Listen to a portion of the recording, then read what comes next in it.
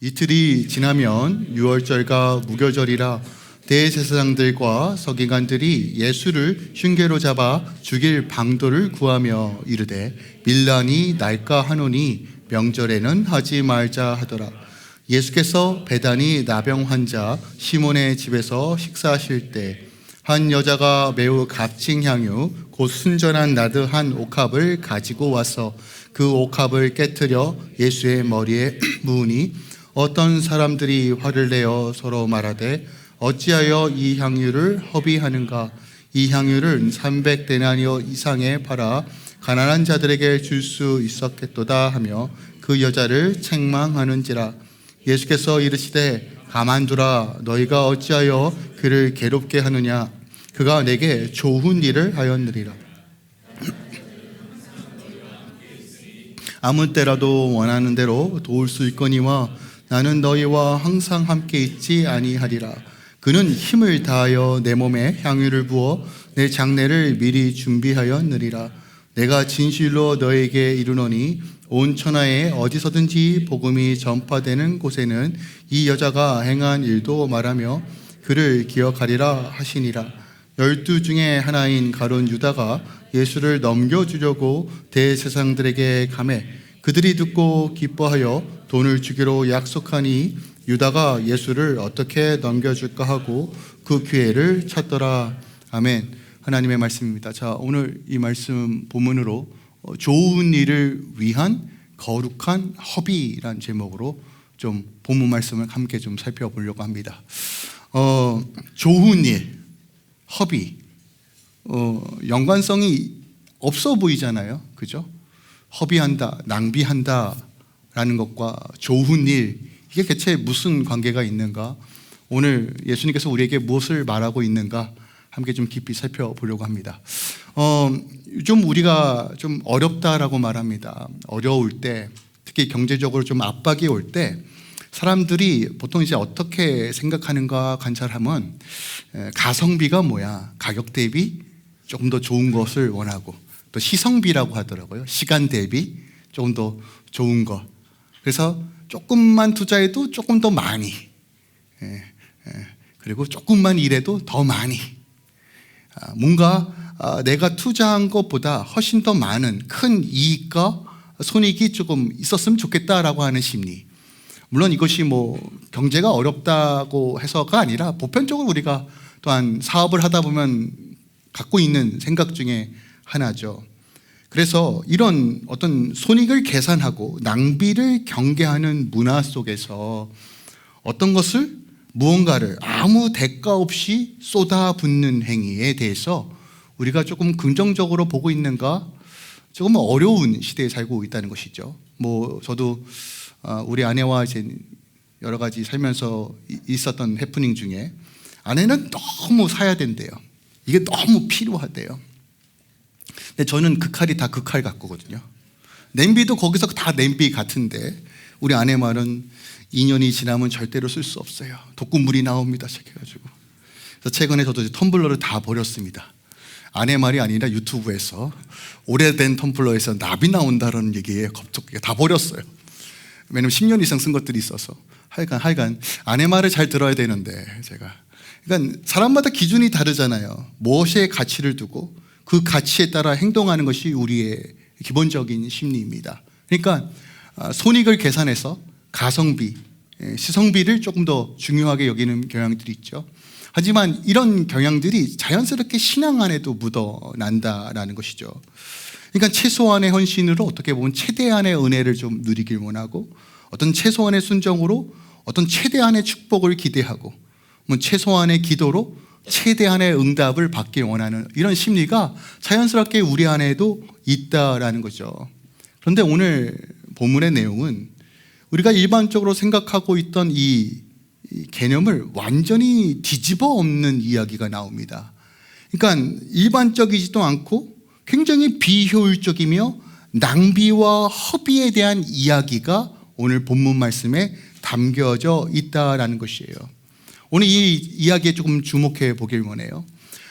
저는 이제 마가복음을 묵상하면서 이 마가가 표현했던 어떤 문화적 방식을 굉장히 좋아합니다.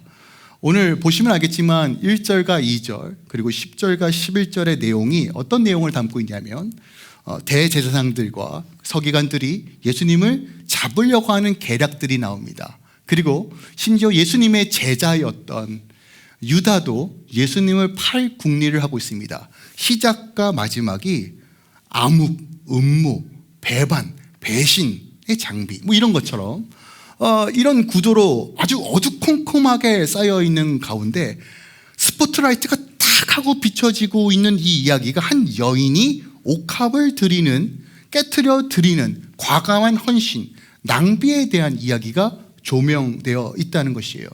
그래서 이 말씀을 묵상하면서 마가는 마치 우리에게 이런 질문을 하는 것 같아요. 곧 예수님의 죽음 앞에서 당신은 어디에 서 있습니까? 그녀가 보여준 이 낭비를, 이 허비를 당신은 어떠한 관점으로 보고 있습니까? 과연 이것이 복음이라면 대체 복음은 무엇을 말하고 있냐는 것이죠. 이 배반이 난무한 이 주위의 상황 가운데 저는 이 말씀을 묵상하면서 이런 이미지가 떠올랐어요. 혹시 여러분 보석 좋아하십니까? 귀걸이, 목걸이 이런 거. 그죠? 우리 자매님들 끄덕끄덕 좋아하죠. 그죠? 알이 얼마냐 해서 되게 다르잖아요. 근데 여러분 혹시 금은방 같은 데 가면 특징이 있죠. 보석을 어디에 배치합니까? 비쌀수록. 검은색 벨벳에서 딱 비치해 놓잖아요. 대비가 확 나잖아요. 검은색 천 같은 거 위에 보석이 딱 나 있으면 부각이 돼요, 안 돼요? 되죠. 안 사고 싶어도 보는 순간 사고 싶은 그런 충동이 일어날 수밖에 없도록 이렇게 구조를 짜놓죠. 오늘 본문 말씀이 그와 같은 것 같아요. 주위가 어둡습니다. 하지만 그 가운데 아주 반짝이는 다이아몬드처럼 오늘 본문이 기록되어 있다는 거예요.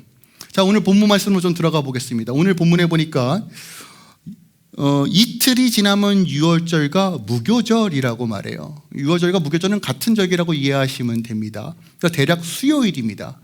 예수님께서 금요일 날 돌아가셨으니까, 그리고 유월절 날 돌아가셨으니까 수요일에 있었던 일입니다. 자, 절기이기 때문에 많은 사람들이 예루살렘으로 옵니다.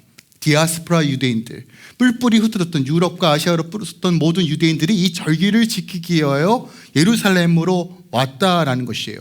혼잡합니다. 긴장감이 난무해요. 오늘 본문에서도 기록되어 있는 것처럼 대제사장들과 종교 지도자들 그리고 예수님을 따랐던 사람들이 긴장감이 고조되어 있는 상태입니다. 오늘 본문에도 보니까 2절에 밀란이 날까 하고 명절에서는 하지 말자라고 할 정도로 큰 절기 가운데 그 큰 투 분위기가 대립되고 있는 상황이 지금 예루살렘 현장이었다는 거예요. 그때 오늘 본문에 보니까 예수님께서 베다니의 나병 환자 시몬의 집에서 식사하셨다라고 3절에 기록되고 있어요.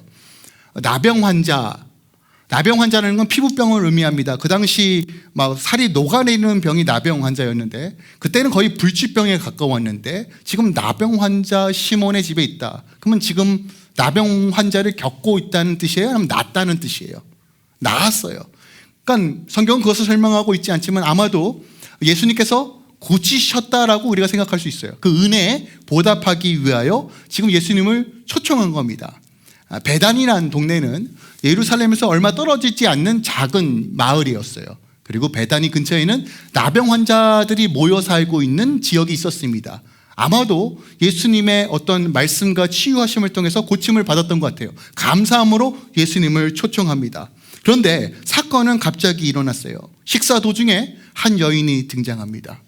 그리고 그가 가지고 있었던 비싼 향유 옥합을 깨트려 예수님께 단번에 붓습니다. 오늘 본문도 명확하게 기록하고 있습니다. 이 옥합이 얼마만큼의 가치가 있는가? 300데나리온이라고 말하고 있습니다. 순전한이라는 뜻은 진품이라는 거예요. 가짜가 아니라 짝퉁이 아니다, 진짜다라는 의미입니다. 자, 그렇다면 이게 300데나리온이 얼마만큼의 가치가 있는가? 우리 한번 좀 생각을 해볼게요. 1데나리온이 하루 품삯입니다. 품삯이에요. 그러면 300데나리온은 대략 1년치 연봉입니다. 연봉이에요. 놀라지도 않으시니까 한 번 더 질문해 볼게요. 이제 곧 이제 텍스 보고해야 되잖아요. 대답하지 마세요. 여러분 1년에 얼마 버세요? 1년에 얼마 버세요? 그러니까 속으로만 생각하세요. 내가 얼마 벌더라. 근데 그걸 지금 단번에 재사용도 못해요. 그냥 쏟아 부은 겁니다. 그 몇 초 만에 그 수만 달러가 날아가 버렸어요. 여러분 이 상황 가운데 난리가 난 겁니다. 왜 이렇게 낭비를 하느냐? 그 당시 주위에 있었던 사람들의 논리는 이거예요. 왜 이걸 옳은 일에 사용하지 않고 버리느냐? 라고 말하기 시작했다는 것이에요. 자, 실제적으로 뭐 지금과 그때의 화폐 기준이 다르지만 성경에서 몇 가지 유추해 볼 수 있어요. 여러분 혹시 오병이어 기적 기억나시죠? 오병이어 기적에서 대략 남자만 5천 명이었고 합쳐서 대략 2만 명이라고 우리가 생각해 볼 때 당시 제자들이 이렇게 얘기했어요. 주님 200데나리온도 부족합니다 했어요. 그러니까 제자들이 생각하기에 남자만 5천 명 대략 2만 명 먹기 위해서는 최소한 그래도 200데나리온이 필요합니다 예요. 근데 지금 이 옥합의 값어치가 얼마라고요? 300데나리온이에요. 그러면 몇 명 먹을 수 있는 거예요? 자, 이과 출신들 빨리 계산해 주세요. 7,500명, 그죠? 그러니까 대략 한 3만 명 정도, 3만 명 정도의 식비입니다. 와, 뭐 그렇게 대접해 보신 적이 없어서 감이 안 오시나요? 일단은 1년치 연봉이라고 생각하시면 그냥 굉장히 빨라요. 이게 한순간에 타들어가요. 이건 무슨 도박도 아니고 순간에 없어지는 거예요.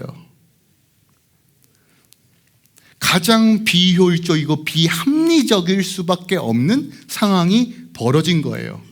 그런데 예수님의 대답이 더 획기적이에요. 오늘 6절에 보세요. 예수님이 이렇게 말씀하십니다. 가만두어라. 왜 그를 괴롭게 하느냐? 그가 내게 좋은 일을 하였다요. 여러분 이 포인트를 좀 잡으셔야 돼요. 제자들은 옳은 일을 기준으로 평가합니다. 근데 예수님은 뭐라고 말씀하시냐? 좋은 일을 했다예요. 그리고 하나 덧붙이세요. 9절입니다. 보세요. 온 천하의 복음이 전파되는 곳마다 이 여인의 한 일을 기억할 것이다. 와, 그 무슨 얘기냐면요, 지금까지 예수님께서 가르치시고 말씀하시고 행하셨던 그 모든 복음과 하나님 나라의 비밀이 지금 이 여인의 행동 안에 담겨져 있다는 거예요. 우리가 주목하지 않을 이유가 단 하나도 없습니다. 하지만 겉으로 보면 굉장히 부담스러운 본문이에요. 근데 여러분 이 본문을 해석함에 있어서 놓치지 말아야 될 중요한 관점이 있습니다. 이것은 이 값어치가 얼마야? 1년치 연봉이 이걸 얘기하는 게 아니에요. 지금 우리가 자꾸 이걸 상술적으로 경제학 논리로 이 본문을 대하면요 굉장히 큰 부담으로 옵니다. 아니요, 주님은 더 큰 부담을 주시기 위해 이 말씀을 하셨는데 우리가 그 계산으로 가성비, 시중비를 따져서 이 본문을 이해하면 절대로 해석이 안 되는 본문이라는 거예요.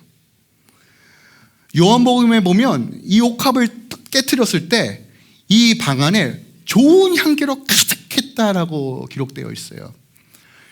여러분 혹시 좋은 향기가 나는 곳 가보신 적 있으세요? 향기가 좋으면 사람이 참 마음이 편해지더라고요. 그래서 저도 요즘 향수를 뿌려요. 냄새 난다고 저희 아내가 그래서 향수를 뿌리면 조금 더 좋은 이미지가 있을까 하고 좀 뿌리는데, 여러분 향기가 좋다는 건 그만큼 분위기도 좋을 수밖에 없다는 것을 내포하지만 전혀 다르게 반응하고 있는 사람들이 나옵니다. 오늘 4절에 보니까 어떤 사람들이 화를 냈다라고 기록하고 있어요.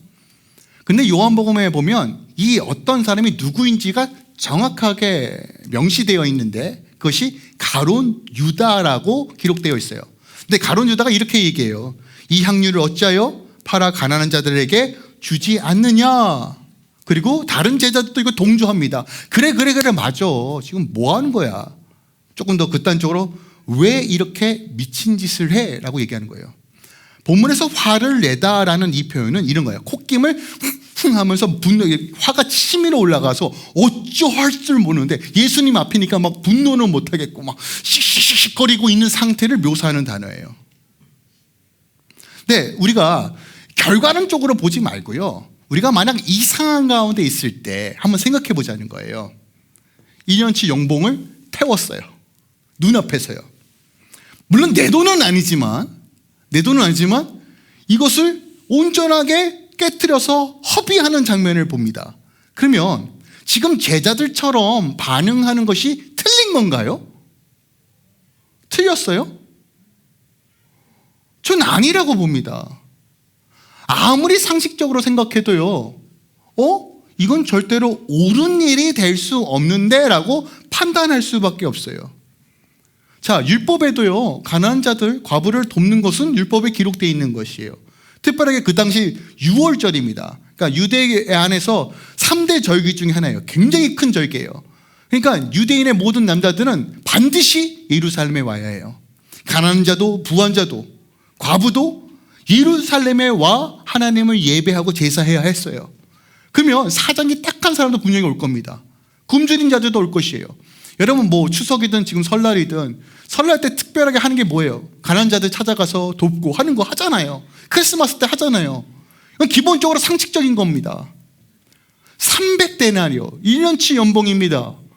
이거 절기 때 수많은 가난한 자들에게 나눠주는 거 왜 옳은 일이 아니겠어요? 근데 그게 지금 완전히 사라져버렸어요. 재활용도 안 되고 버려지는 상태가 되었다는 것이에요.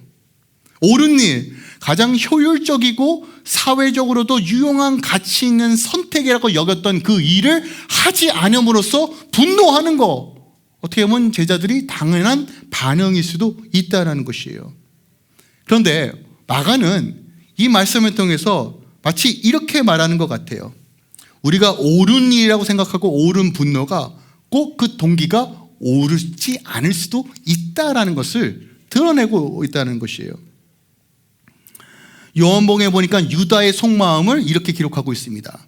요한복음 12장 6절인데 가난한 자들을 생각함이 아니요 그는 도둑이라 동계를 맡아 거기 넣을 것을 훔쳐가미러라 이라고요. 그러니까 유다는요 겉으로는 이거 선한 데 써야 되잖아요 라고 말을 하지만 속내는 뭐예요? 야 저거 내가 조금만 훔쳐도 야 꽁꾸물이 얼만데 이 생각했는데 그걸 버려지니까 화가 난 거예요. 지 돈도 아니면서 이거 아깝다 생각한 겁니다. 합리적인 옳은 일이라고 생각했지만 그들 안에는 여전히 불편한 동기가 자리 잡고 있다는 것이에요. 자, 그럼 우리가 한번 고민해 봅시다. 우리가 생각하는 옳은 일의 기준이 뭐예요? 저는 인간 사회에서 기본적으로 가지고 있는 이 기준은 크게 다르지 않다라고 생각합니다. 그 당시 옳은 일의 기준은 이거예요. 첫 번째, 도덕적 올바름이에요. 도덕적 올바름.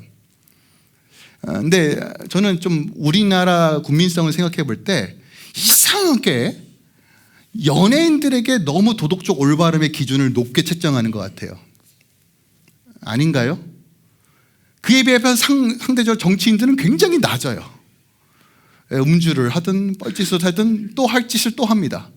근데 연예인들은 조금만 잘못하면 막 모든 비난과 조롱. 그러니까 참 그래요.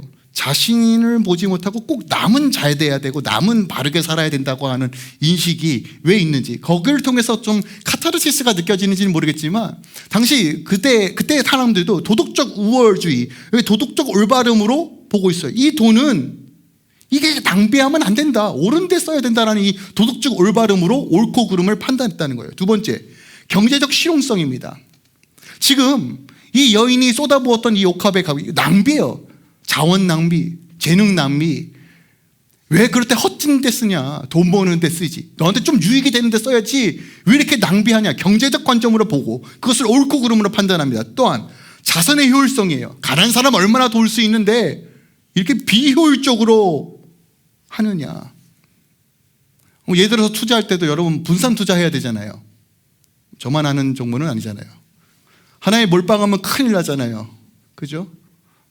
뭐 이런 거 우리가 이권적으로 그냥 내재되어 있는 생각들입니다. 근데 이 모든 상식을 깨트리니까 이건 옳은 일이 아니다라고 그 당시 사람들이 생각한 거예요. 효율적이고 올바른 결정이라고 부르는 것, 최대의 다수에게 최대의 유익을 주는 것, 하지만 그것의 기준에 벗어나니까 낭비다, 허비다라고 말하는 거예요. 여기서 말하는 이 허비다, 4절의 허비다라는 이 단어가 어떤 의미냐면 파괴, 멸망, 아무 목적 없이 버려진 것이라는 거예요. 그들이 그렇게 평가했다는 것이에요. 그리고 그 기준으로 이 여인을 꾸짖고 있습니다. 책망하고 있어요. 근데 다시 말씀드립니다. 옳은 말을 한다고 옳은 마음을 보장하는 건 아니더라고요. 제가 이런 경우가 있었나라고 한번 생각해 봤어요. 여러분 얘기가 아니라 제 얘기를 하는 거예요. 그래서 여러분, 목사님 왜 저를 두고 하시는 말씀 이렇게 안 하셔도 돼요. 예전에 제가 이랬어요. 그러니까 이런 거예요. 제가 맡겨진 일이 있는데 너무 힘든 거예요. 근데 하기 싫어요 라고 말하면 조금 뭐라고 해야 될까? 죄송해요. 이런 표현을 써서 가오가 상하다는 거예요. 그래서 나보다 저 사람이 더 필요하니 양보하겠습니다 라고 하는 이 말로 은근슬쩍 그 일을 안 하는 것을 합리화시킨 적이 있어요. 또 교회 재정은 이렇게 써야지 저렇게 써야지 계속 주장을 하는데 뭐 일도 헌금 안 하고 그랬던 적도 있어요. 이건 불공정한 이 교회, 이러면 안 돼. 자신의 속내는 쏴쳐이 감추면서 어떻게 하면 거룩하고 옳은 말을 할지는 우린 기가 막히게 알아요. 옳은 일이라는 그 말 안에 숨겨진 우리의 동기. 그런데 저는 유다는 옳게 대놓고 그렇게 했다라고 칩시다. 근데 저는 더 큰 문제가 제자들에게 있다라고 봅니다. 저는 이 마가복음을 묵상하면서 문득 이런 생각이 드는 거예요. 왜 제자들은 열이 받았는가? 자, 유다는 돈이라는 명확한 목적이 있기 때문에 열이 받았다고 칩시다. 근데 제자들은요? 제자들은 왜 지금 동조하고 열이 받았을까? 정확하게 이거예요. 여러분, 혹시 부모님이 여러분의 살아생전에 늘 허름한 옷만 입고 그냥 좋은 거 안 드시다가 마침 좋은 옷을 해드리고 뭐 좋은 레스토랑에 가면 혹시 그런 얘기 들어보신 적 있어요? 애야, 왜 이렇게 돈 쓰니? 그렇게 하지 마라. 혹시 이런 얘기 들어보신 적 있어요? 없어요? 없나 봐. 여러분 한번 생각해 보세요. 이게 부모님들 입장에서 제가 생각해 봤는데 허름한 옷을 입는다고 해서 좋은 옷을 싫어하실까요?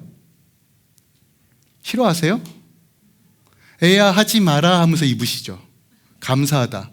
여러분, 사람의 심리가요 다 인정받고 대접받는 거 좋아합니다. 근데 이 장면은 어떤 장면을 우리가 해석할 수 있냐면, 자 보세요. 예수님한테 이 300데나리온을 붓는다고 예수님이 그만한 가치가 돼라고 하는 것이 암묵적으로 제자들 마음 가운데 있었다는 것이에요. 이해가 되세요? 예수님이 300데나리온이라는 1년치 연봉을 쏟아부을 것만큼의 그렇게 귀한 대접을 받을 만한 존재야? 라고 인식하지 않았다는 것으로는 알 수 있어요.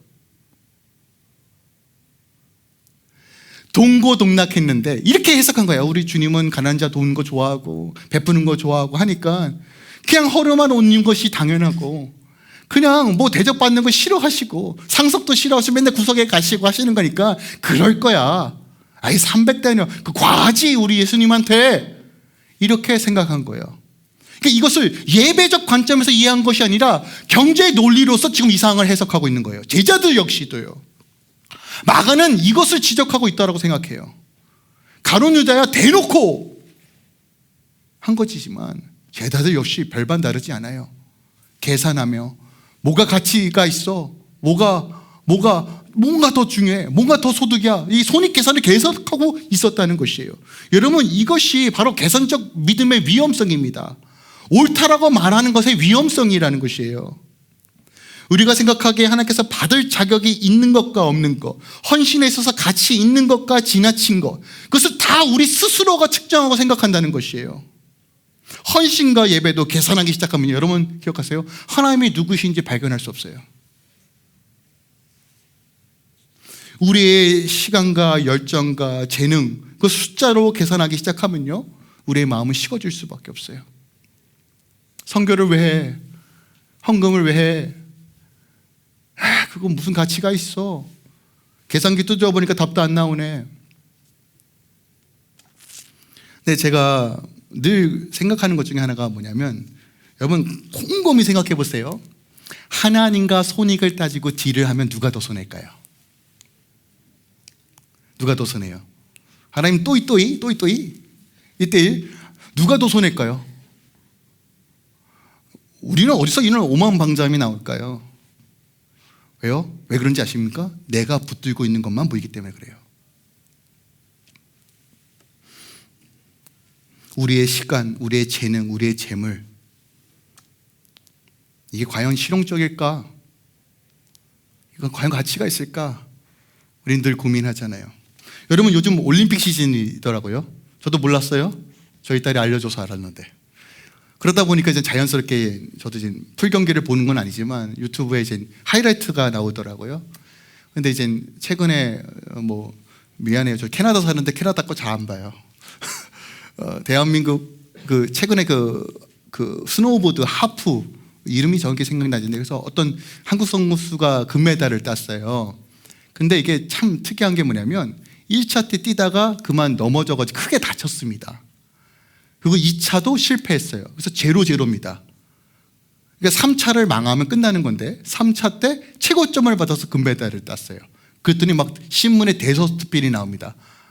고등학생인 걸로 알고 있는데 어릴 적에 막 부러져서 2번 수술했니, 얼마나 애뛰고 얼마나 노력했니, 피와 땀을 눌려 흘렸는지부터 대사서필을 하면서 드디어 그 열매로 금메달을 땄다.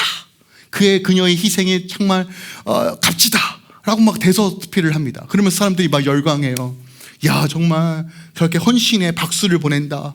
근데 여러분, 우리가 주님을 향하여 조금만 열심을 다하면, 광신도적인 느낌이 살짝 나면 어떻게 반응합니까? 그렇게 신앙생활하는 거 아니야? 미쳤어? 당신 집안 좀 잘 관리하지 자꾸 왜 교회 가? 물론 저는 그렇게도 권면하지 않지만 우리가 그런 시선을 보는 거 아닐까요? 그죠? 세상적인 이득은 가치 있다라고 평가하지만 어떻게 보면 주님을 향한 열정과 열심에 대해서 너무나 손해라고 여기고 있지는 않은가. 오늘 본문을 통해서 다시 한번 우리 스스로를 좀 점검해 봐야 한다는 것이에요. 여러분 마가복음 8장에 주님께서 이렇게 말씀하셨어요. 사람이 만일 온 천하를 얻고도 자기의 목숨을 잃으면 무슨 유익함이 있으리요. 우리가 지난주 종말론을 살펴봤지만 오늘 우리에게 주어진 삶을 밀도 있게 살아가는 거 쉽지 않죠. 끝을 생각하는 건 참 부담스러워요. 하지만 우리 안에 영원한 소망이 있다는 것, 그럼 우리가 어떻게 살아야 될지를 주님께서는 늘 말씀해 주세요. 우리가 너무나 많은 것들을 자꾸 계산기를 두들기는 것 같아요. 그죠? 근데 여러분 우리 삶 가운데서도 계산기를 안 두들길 때가 있더라고요. 언제인지 아십니까?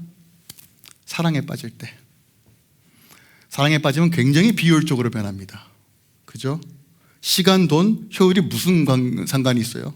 어떻게든 마음을 얻으려고 별짓을 다 하잖아요. 또 하나, 우리가 언제 비효율적으로 변하냐면 부모가 자식을 대할 때예요. 헌신하고 희생하고. 그죠? 그런 부모 별로 없잖아요. 야, 내가 너한테 매달 얼마나 들어가고 이거 다 받아낼 거야, 이자까지 쳐서. 그거 어떻게 받아내요? 받아낼 도리도 없고. 받아내려고 했을 때 저는 정확하게 알 수 있습니다. 부모와 자녀의 관계는 깨집니다. 네. 그죠? 근데 부모는 남들이 뭐라 하든 간에 자기 자녀에게 끊임없이 희생하고 헌신하잖아요. 계산기 안 두들기잖아요. 물론 삶의 형편에 따라 하는 거지만, 여러분 우리가 하나님의 나라를 세워가는 방식들을 보세요. 믿음의 선진들을 다 보시자는 거예요. 여러분 삶 가운데 끊임없이 하니까 약속하고 아침마다 기도하시고 새벽 예배 나오시고 저녁마다 기도하시고 필사하시고 성경 암송하시고 묵묵하게, 어떻게 보면 세상에 보면 굳이 그렇게까지 해야 돼 라고 하는 이 거룩한 허비들이 너무나 많아요. 하지만 그것을 경험한 사람은 명확하게 알죠. 이것이 하나님을 향한 온전한 사랑의 고백이라는 것을요. 근데 이 비밀을 그 당시 제자들은 몰랐어요. 계산적인 시선으로 이 여인을 바라보면서 계산기만 두드리는 거예요. 근데 주님은요, 이 돈의 값어치, 이 옥합의 값어치가 얼마나 돼? 이거에 관심 없었어요. 그녀의 사랑의 방향성에 관심이 있으셨고, 사람들은 낭비라고 하지만 그 사랑이 복음의 증거라고 말씀하세요. 그러면 이 좋은 일이라고 하는 거, 이게 무슨 의미가 있는지 좀 찾아볼게요. 여기서 오늘 번역되어 있는 좋은 일, good work라고 번역되어 있는데, 그냥 우리가 흔히 얘기하는 좋은 일이라는 개념이 아닙니다. 보통 이제 그 당시 기록되었던 헬라어에서 좋은 일이라고 사용하는 단어는 아가토스라는 단어를 사용합니다. 모르셔도 돼요. 어떤 윤리적과 도덕적으로 좋은 일, 그런데 오늘 특별하게 마가는 다른 단어를 사용합니다. 칼론이라는 단어를 사용하는데, 도덕과 윤리적인 측면을 넘어서 정확하게 이런 의미를 가지고 있어요. 적절한, 매력적인, 완전한, 가장 정확하게 끼워 맞춰 있는 퍼즐처럼 그런 형태를 표현할 때 칼론이라는 단어를 사용합니다. 조화로움이래요. 여러분 혹시 조화롭다라는 뜻이 얼마나 아름다운 단어인지 아십니까? 조화롭다. 더 이상 뺄 것도 더할 것도 없는 상태예요. 저도 음악을 공부했기 때문에 늘 더하는 건 익숙합니다. 근데 빼는 게 너무 힘들어요. 설교도 더하는 게 익숙해서 설교가 길어지는 거예요. 빼야 되는데. 근데 여러분 모르시죠? 제가 얼마나 빼려고 노력하는데도 이렇게 길어지는지. 저 진짜 노력해요. 근데 그 말이 너무 귀에서 계속 담고 있다가 계속, 그러니까 이런 얘기를 하면 계속 길어지는 거예요. 여러분 조화롭다는 건 뺄 것도 더할 것도 없는 가장 완벽한 상태입니다. 근데 이 칼론이라는 이 단어를 어느 신학자가 이렇게 해석했어요. 뭐냐면 하나님의 창조하신 본래의 목적과 형상에 딱 들어맞는 행동이에요. 그러니까 주님께서 그녀가 좋은 일을 했다는 거예요. 시장 경제의 관점이 아니라 하나님의 관점으로 가장 완전한 행동이었다는 거예요. 자, 그렇다면 우리가 한번 생각해 봅시다. 뭐가 대체 하나님의 기준에 대체 이게 왜 좋은 일이냐는 거예요. 첫 번째로 여러분 기억하세요. 이 행동은 오직 예수님만을 위한 행동이었어요. 여러분 구제하는 거 중요합니다. 봉사하는 거 중요해요. 교회를 세워가는 것도 너무 중요한 일이에요. 근데 그럼에도 불구하고 오직 예수님 한 분만을 위한 헌신이었다는 거예요. 예수님 한 분만을 위한 헌물이었다는 것이에요. 이 여인의 유일한 초점은 예수님이었다는 것이에요. 여러분 혹시 이런 신앙 고백 해보신 적 있으세요? 주님 아름다우십니다. 주님 칭찬합니다. 주님 참 놀랍군요. 주님의 아름다우심을 봅니다. 너무 아름다우십니다. 닭살이 돋나요? 우리가 너무나 많은 것들이 종교적인 표현으로 변했어요. 네, 여러분 정말 주님께 초점을 맞추고 1대1로 주님께 나아가는 그 믿음의 고백들, 그런 헌신들. 오늘 이 여인의 고백이 그와 같다였다라고 오늘 말하는 것이에요. 두 번째로 이 헌신이 시기적절했다는 거예요. 시기적절했다. 여러분 이게 되게 중요해요. 여러분 인생에도 타이밍이 있잖아요. 뭘 해야 될 때가 있습니다. 공부할 때가 있고, 그죠? 뭘 행할 때가 있고.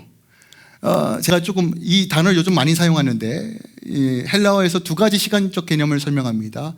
크로노스라는 개념과 카이로스라는 개념이에요. 크로노스는 건 우리에게 주어진 일상의 시간들입니다. 일상의 시간들. 근데 여러분 일상의 시간에서 하나님의 때 하나님의 일에 역사하는 시간이 있습니다. 그것이 카이로스예요. 근데 주님이 이렇게 말씀하시는 거예요. 너희는 나 없을 때, 그러니까 오늘 7절에 보세요. 가난한 자들은 항상 너희와 함께 있으니 원하는 때에 도울 수 있거니와. 너희들 항상 가난한 자를 도울 수 있지 않느냐. 그런데 나는 너와 항상 함께 있지 않는다라고 말하는 거예요. 하나님의 때에 하나님의 일을 하기 위해서 이 여인이 그렇게 행동했다는 것이에요. 여러분 여기서 굉장히 중요한 영적 비밀이 담겨져 있어요. 기억하세요? 우리는 크로노스의 시간을 살아가요. 우리 일상의 물리적인 시간을 살아가요. 그런데 이때 하나님의 문을 열고 하나님의 때를 이루며 펼칠 수 있는 그 크로노스의 카이로스의 시간을 열 수 있는 비밀이 바로 이 여인의 행동이었다는 거예요. 우리 주님 나에게 복을 주세요. 하나님의 일을 하세요. 하나님의 소망을 보기 원합니다. 부흥을 원해요. 하나님 모든 어그로 중에서 회복되기 원합니다라는 이 하나님의 개입된 시간을 원하잖아요. 근데 그 방법이 오늘 이 여인의 행동이라는 거예요.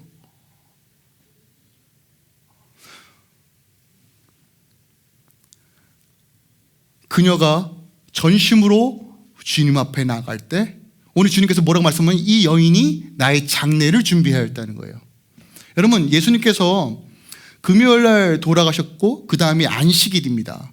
유대인들은 안식일에 아무것도 못해요. 그러니까 미리 준비하였다. 어떻게 보면 유일하게 예수님의 장례를 준비했던 여인이 이 여인이었다는 것이에요. 여러분 기억하세요. 우리가 일상에서 열심히 일도 하고 여러분 돈도 벌고 해야 됩니다. 이거 하지 말라는 얘기가 아니에요. 하지만 하나님의 때 하나님의 일을 할 수 있는 지혜가 있어야 한다는 거예요. 근데 저는 더 궁금했던 건 이거예요. 뭐냐면 이 여인이 이걸 대체 어떻게 알았지? 였어요.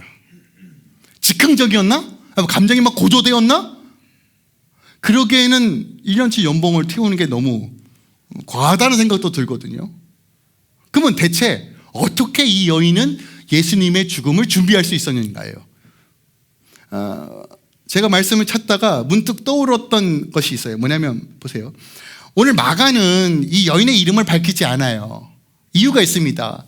마태, 마가, 누가는 당시 예수님이 하늘나라로 올라가신 후에 AD 한 50년, 60년대 사이, 그러니까 예수 그리스도의 사람들이 핍박받고 어렵고, 그리고 심지어 예수님과 함께 동행했던 사람들이 실존하던 때이기 때문에 이름을 언급한다는 건 굉장히 큰 리스크가 있었어요. 근데 요한복음에는 이 여인이 누구인지를 밝힙니다. 그 여인은 마리아예요. 마리아. 베다니에서 마리아, 마르다, 나사로 이 남매가 살고 있는 그 중에 가장 막내인 마리아입니다. 마리아예요. 근데 누가복음 10장에 보면 한 사건이 나와요. 어떤 사건이 나오면 마르다하고 마리아가 예수님과 제자들을 초청합니다. 그러니까 집안에 잔뜩 사람들이 찾아왔어요. 그래서 마르다가 열심히 식사를 준비합니다. 아유 먹여야 되는데 예수님 초청해놓고 뭐 해야 되는데 열심히 음식을 준비하는데 그 여동생이 마리아는 아무것도 안 하고 뭐 하고 있었느냐? 예수님 발치 앞에서 예수님? 이러고 있었어요. 그러니까 마르다가 화가 나요 안 나요? 납니다. 아니 지금 바빠 죽겠는데 저것은 왜 저기 있는가? 그리고 예수님께 찾아가요. 물어요. 예수님 제발 좀 말씀 좀 해주세요. 제 여동생이 지금 저를 도와 음식을 준비해야 되는데 지금 예수님 발 앞에 있습니다. 그 다 예수님 때문입니다. 빨리 좀 제 좀 불러서 같이 식사 준비하게 해주세요.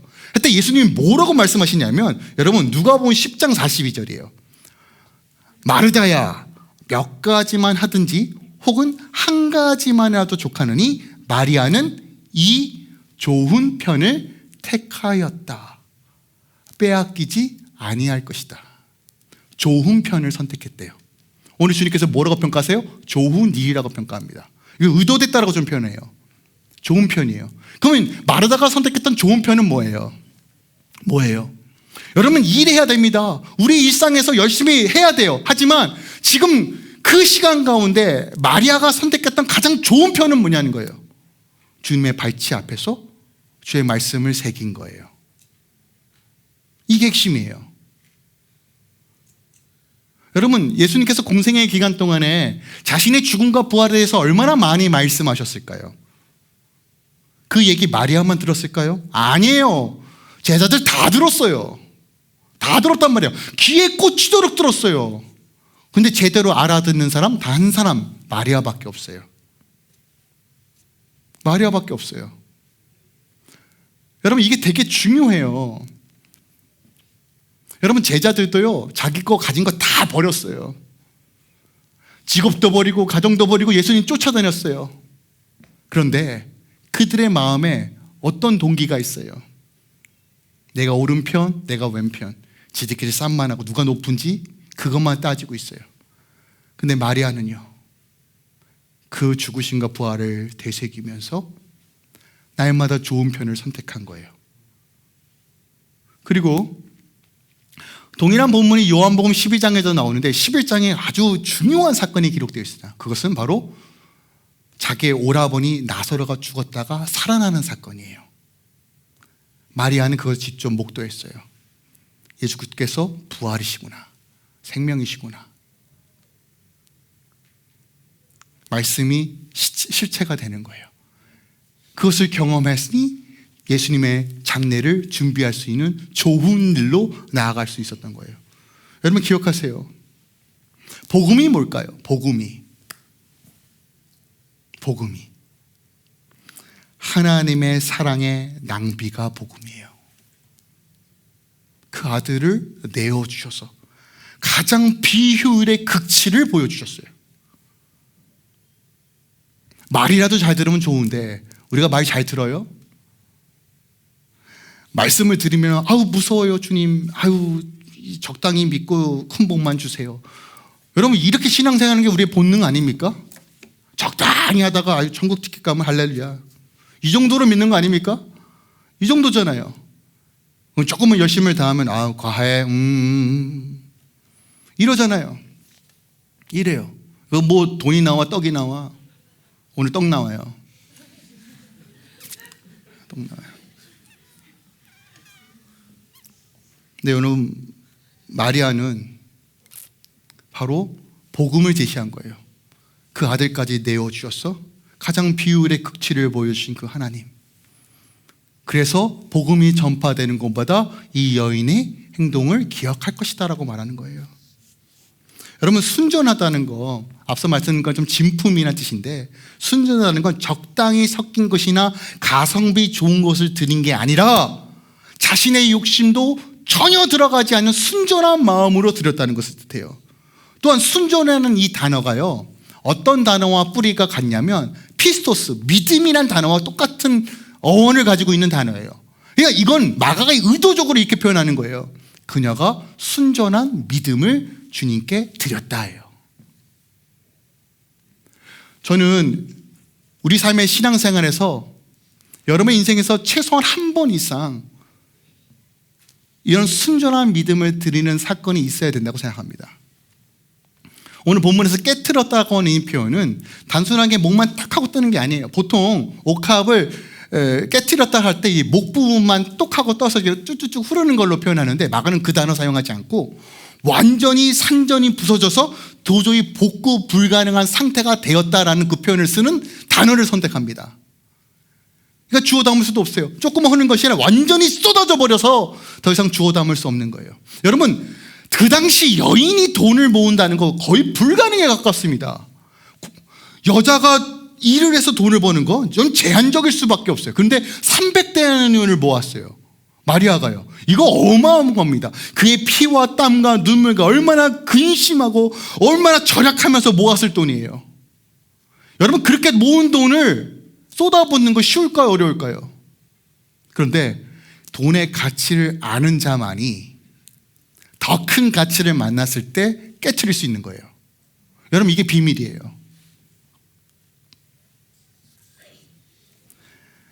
이 옥합은 그녀의 어떤 결혼의 지참금일 수도 있을 거예요.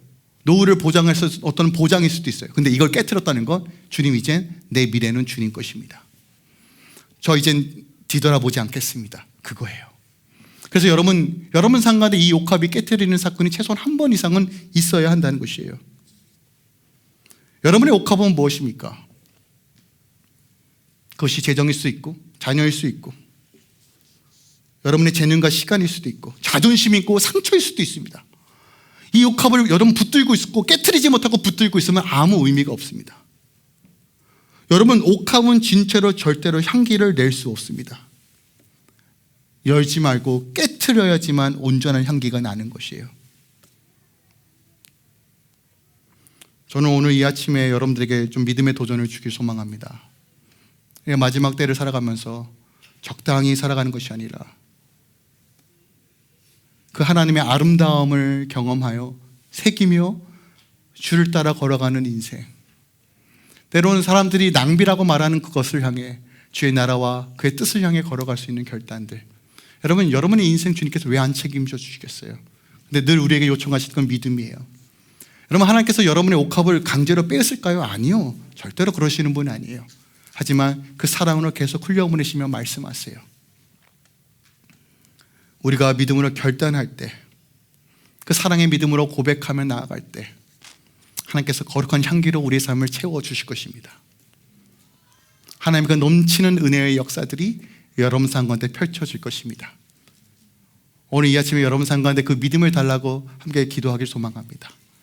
그리고 정말 주로 인하여 걸어가는 인생이 무엇인지를 그 비밀을 깨닫게 해달라고, 하나님 내가 좋은 일을 위한 거룩한 허비로 나아갈 수 있는 거룩한 열심과 결단을 허락해달라고 함께 기도해 보시는 건 어떨까요? 물론 현실의 문제가 많지만, 이 문제를 해결할 답도 보이지 않지만, 그래도 유일한 답이신 예수 그리스도를 바라보며 함께 믿음으로 걸어가는 건 어떨까요? 오늘 이런 모든 놀라운 은혜들의 역사가 이번 한 주 여러분 삶 가운데 있기를 예수 그리스도의 이름으로 축원드립니다.